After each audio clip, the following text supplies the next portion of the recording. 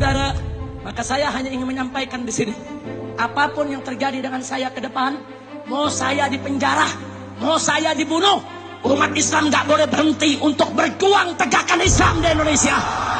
Takbir.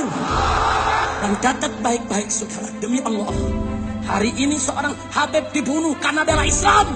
Besok masih ada ribuan habaib yang lainnya yang akan bangkit melanjutkan perjuangan.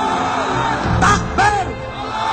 Dan catat baik-baik saudara, kalau hari ini ada seorang kiai, seorang ulama, seorang ustadz, seorang dai yang dibunuh karena membela Islam, besok akan muncul ribuan kiai, ustadz dan dai melanjutkan perjuangan.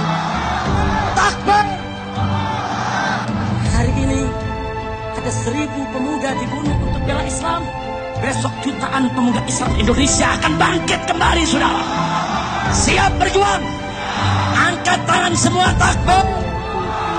Takbir. Siap bela Allah, siap bela Rasul, siap bela Nabi, siap bela Quran, siap bela Islam, siap bela negara, siap bela NKRI. Takbir.